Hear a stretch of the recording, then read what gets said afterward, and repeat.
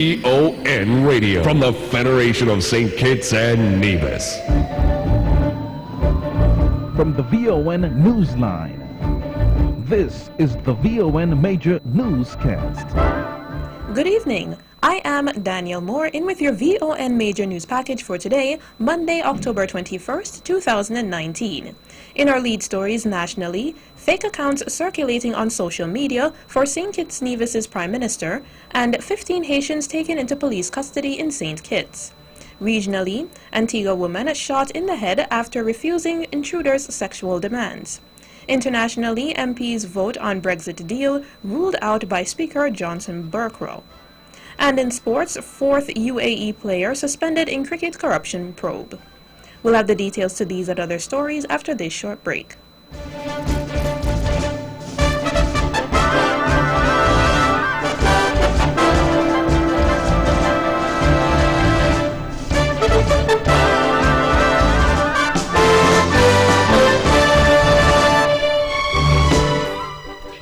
Another look. Different from how you've seen it before. Another look. Takes an in-depth look into business, politics, science, technology, religion, and more. Another look. Featuring documentaries from the BBC, regional features, and local ones too. Another look. Every Monday at 3 p.m. on the Eastern Caribbean's powerhouse, VON.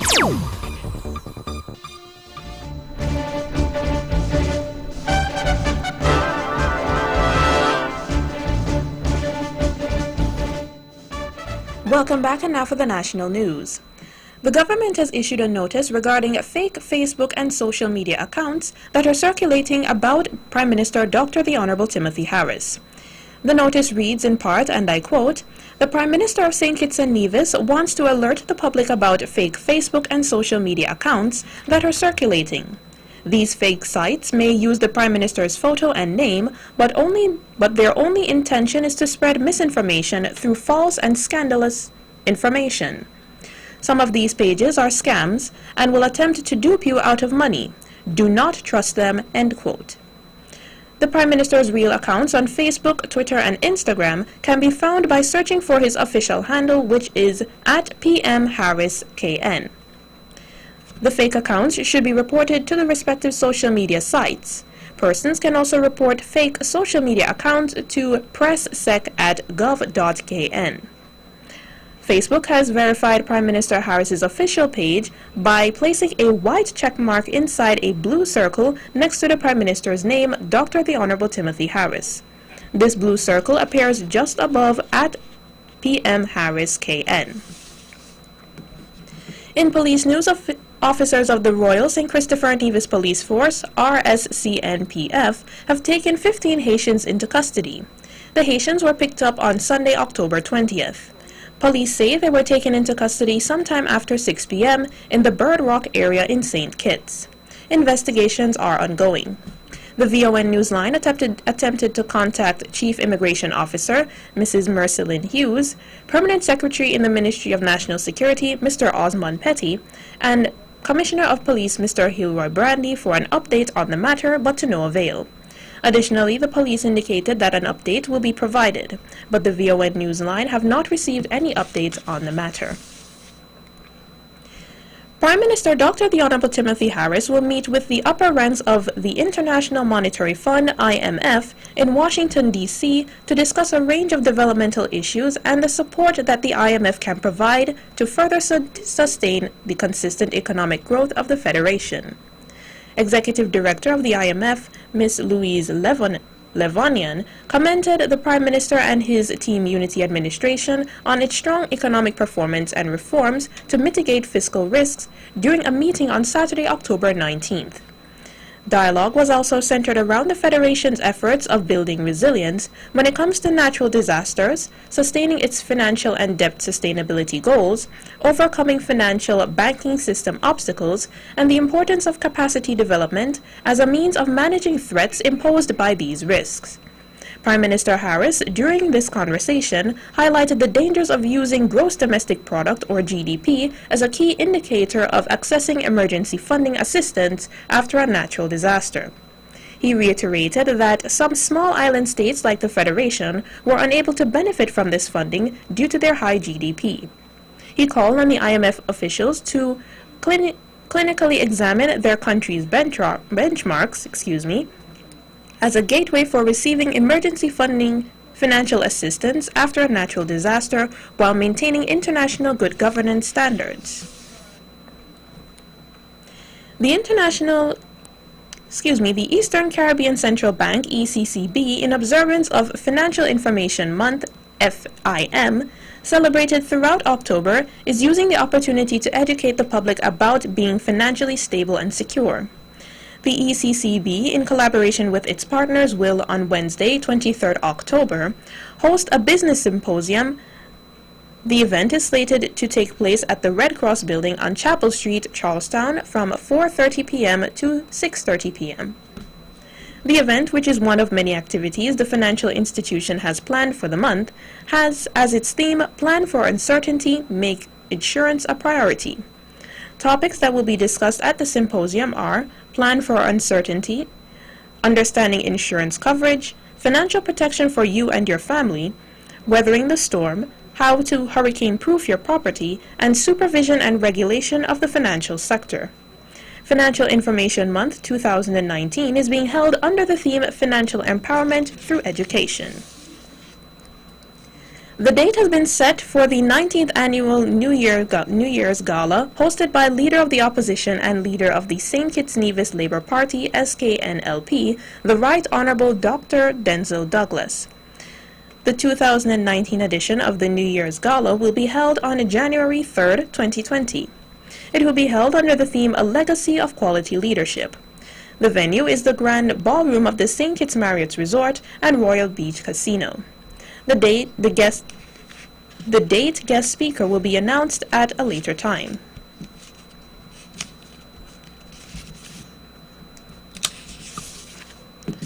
"41 delegates that attended the Caribbean Water and Wastewater Association CWWA conference in St. Kitts accepted an invitation from Nevis's Minister of Water Services, the Honorable Spencer Brand, to visit the island for a technical tour on October 18, 2019.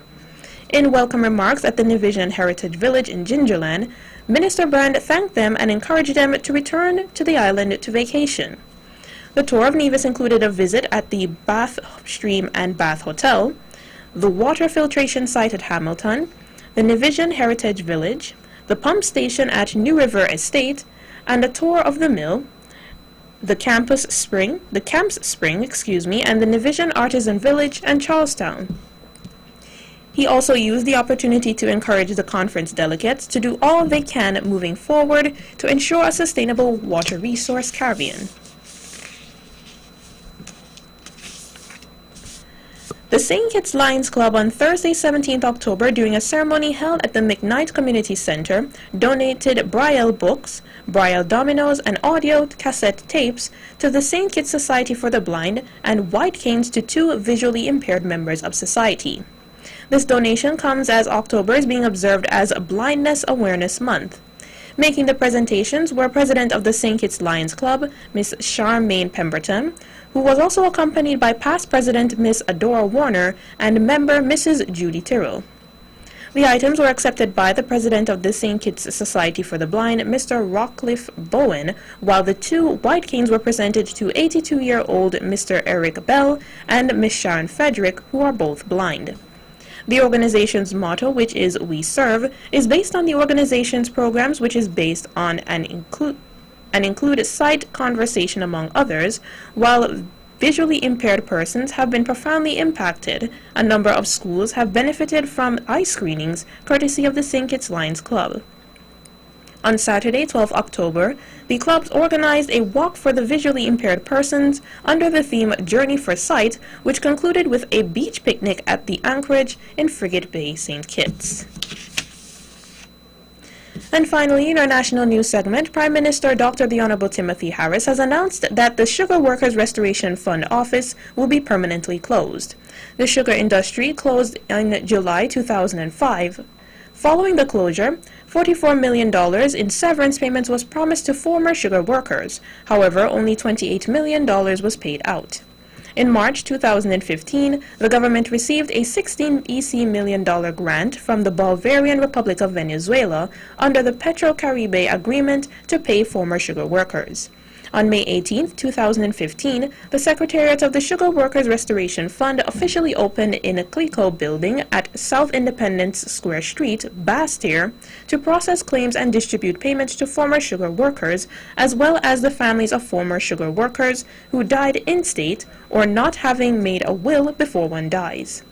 Earlier this month, Prime Minister Harris announced that the Team Unity government paid out monies to 2,221 beneficiaries since coming into office. 192 beneficiaries also received payments as of the end of October 15, 2019. Taking into consideration the aforementioned, the Prime Minister made this statement. Now that this project, we can say, is ended or is ending, I want again to thank Permanent Secretary Mr. Osbert D'Souza for his leadership of this Sugar Worker Restoration Program. I record my thanks for the support staff of the Sugar Workers Restoration Fund Office for their work. The office will be closed permanently by the end of October because all payments would have been finalized and all the accounting, etc., would be completed. Prime Minister Dr. The Honorable Timothy Harris. That is our national news segment. You can visit our website at www.vonradio.com or our Facebook page at Von Radio or our Von Radio YouTube channel for these and other stories. News from across the region is next.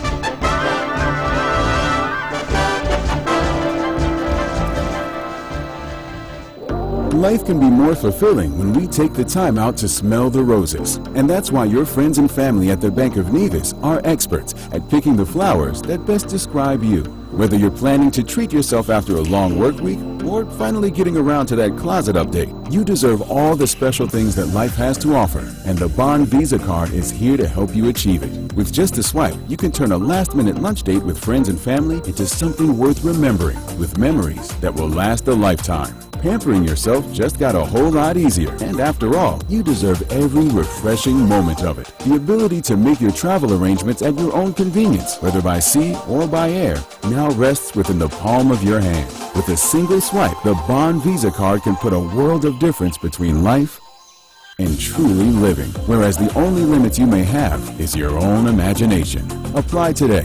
The Bank of Nevis Limited, improving the quality of life.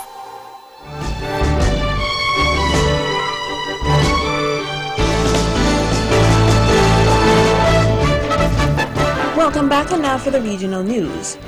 Out of Antigua, a woman is currently in serious condition at the hospital after a shooting incident in Green Bay Hill, Antigua on Friday. According to AntiguaObserver.com, reports are that Pauline Thomas was awakened in her house by a masked gunman approximately 1:45 a.m. on Friday morning. The intruder reportedly made sexual demands of Thomas, who refused those demands. She was then attacked by the intruder and suffered gunshot wounds as a result. After being injured, Thomas managed to escape the house and rushed to a neighbor to whom she reported the incident. She was subsequently rushed to the hospital where she received medical assistance. Her house was also reported to have been ransacked.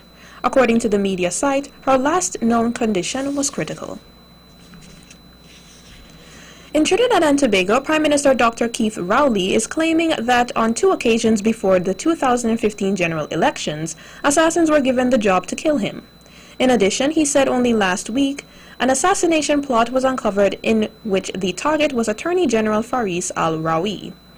He revealed details of the planned killing, which, speaking Friday night, October 18th, at Pigot's Corner, Belmont, where the People's National Movement, PNM, held a post-budget public meeting. NationNews.com quoted him as saying, they were so desperate to remove me from the lineup in 2015 that on 2 occasions they hired a killer to kill me. he said that on the edge of the 2015 elections, he was in the hands of special branch and private security. Following the Dr. Rowley's statement, National Security Minister Stuart Young said, "We are giving our forces the resources to go after the criminal elements in our society." Out of Phillipsburg, St. Martin, former and National Alliance NA Leader Member of Parliament MP Sylvira Jacobs made it clear on Friday that while the incoming interim government will be open to talks, it will definitely not be entertaining the Dutch government taking over any ministry in the government.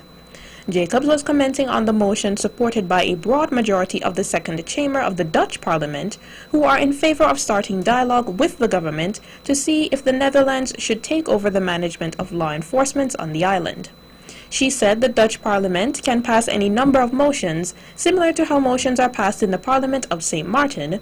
However, the execution of motions, she stressed, is another thing. News from Guyana: a political party promising campaign financing legislation was launched, and the country prepares to hold fresh regional and general elections on March 2nd, 2020. The Citizenship Initiative, or CI, which also has indicated that it has no intention of joining with either the People's National Congress, PNC, which is part of the ruling coalition administration, and the main opposition People's Progressive Party Civic, PPPC, said it intends to change the way issues related to politics are addressed in Guyana. The party's executive member, Ruel Johnson, said our key platform has to do with leverage in Parliament. You can't say that you have goals that you want to attain. You can change the status quo and then join the status quo. Apart from Johnson, who is the government's cultural advisor, the other founding members are web developer Shaz Ali, the managing director of a private school Alfonso de Armas, educator Rhonda Ann Lam, and business executive Yannick David, nationnews.com says. Mr. Johnson said Citizenship Initiative, whose symbol is a scale balancing two water lilies, will contest the upcoming elections and, if successful, will be pushing for constitutional reform as a priority.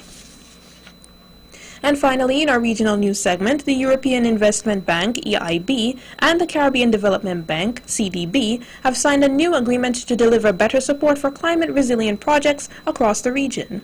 The new procurement procedural framework will help the EIB and CDB to improve project implementation and monitoring, leading to more efficient financing for a range of climate-focused investments in the Caribbean.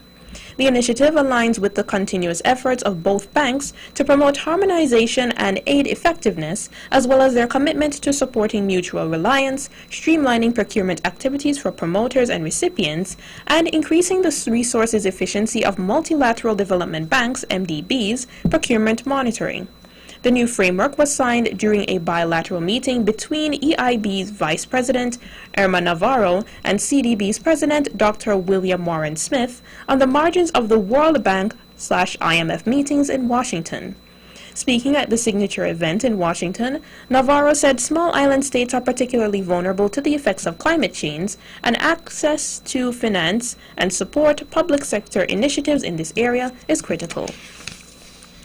That's it for our regional stories. Stay with us for news around the world.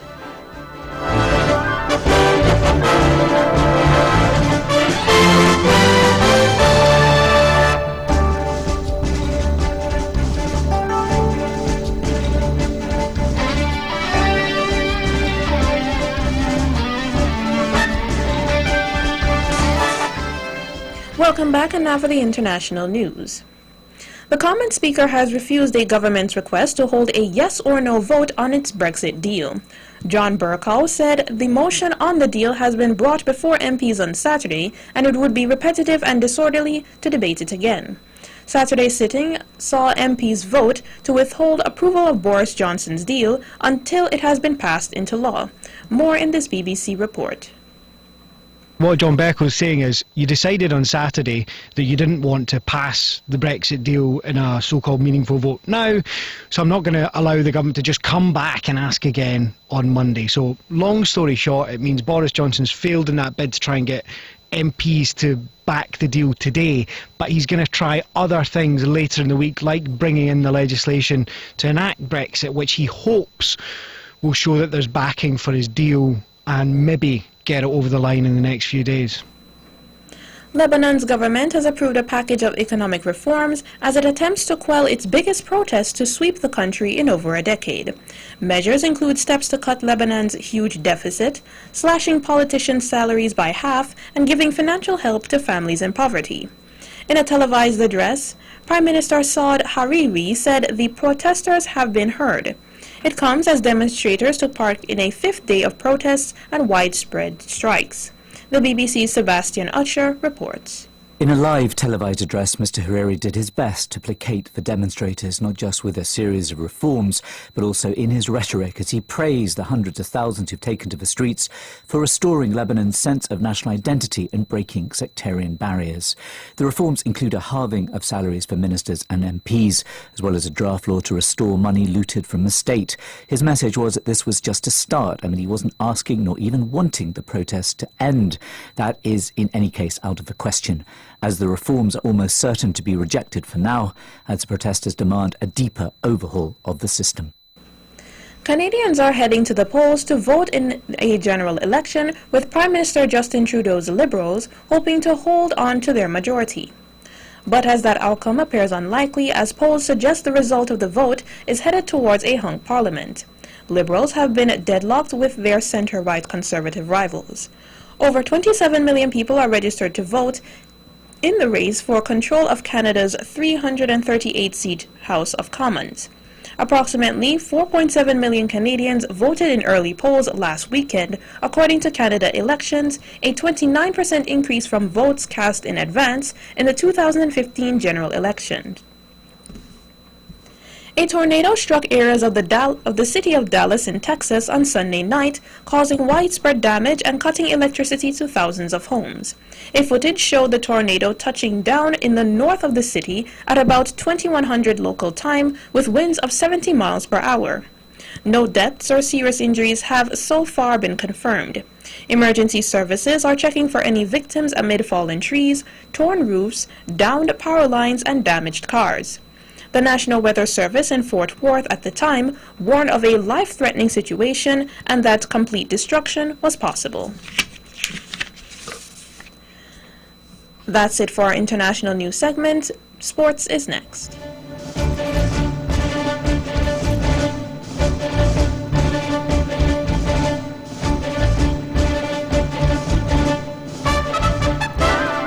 Seeking to upgrade or renovate your business or home office space? Then this information is just for you. TDC is having a massive furniture sale. Yes, the prices have been slashed. Save up to 20, 30, 40, 60, no, 70. Save up to 75% off office furniture. Visit our office furniture showrooms today in St. Kitts and Nevis. See stores for details. Offer good while stocks last.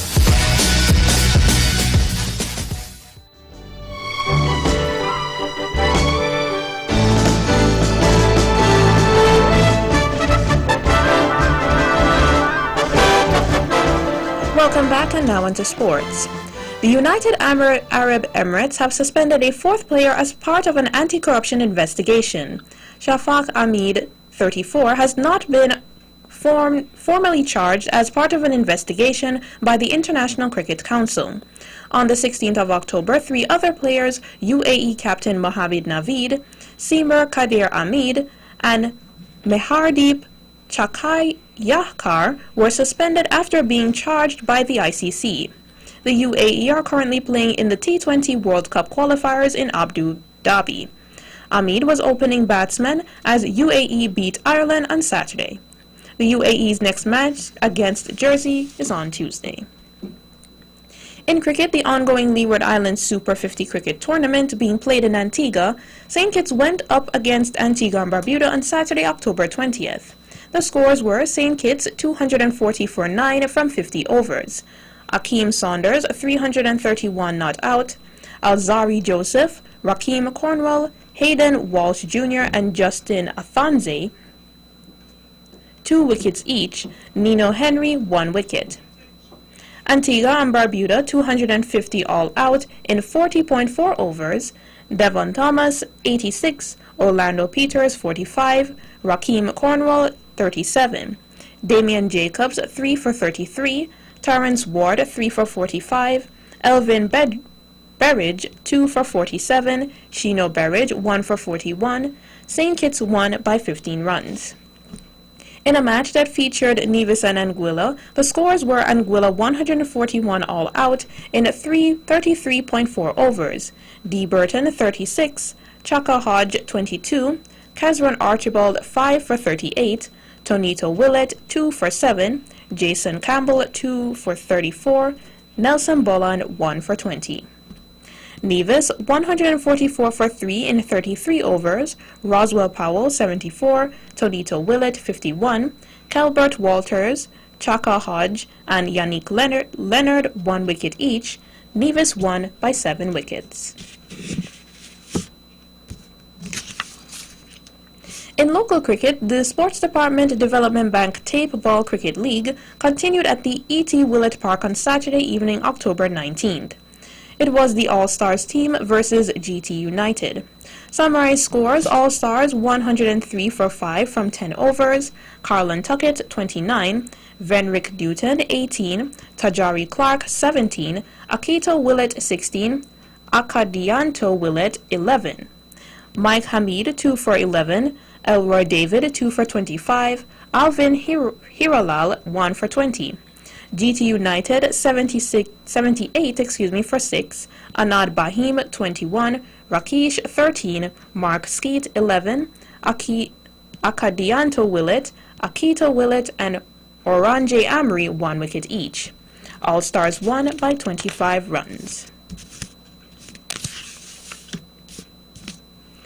In tennis, Andy Murray will represent Great Britain for the first time since 2016 after being named in the squad for next month's inaugural Davis Cup finals. Captain Lennon Smith has named Dan Evans plus doubles pair Jamie Murray and Neil Skupski as his initial team, with a 5th player still to be decided. Kyle Edmund, who has lost his past 7 tour matches, is not included. Britain, who won the Davis Cup in 2015, faces the Netherlands and Kazakhstan in a group stage on 20th and 21st November. Former British number 1 Edmund, who has dropped to 75th in the ATP rankings, looks likely to battle with Cameron Norrie for the 7th place in the team. And that's it for sports. The weather is next.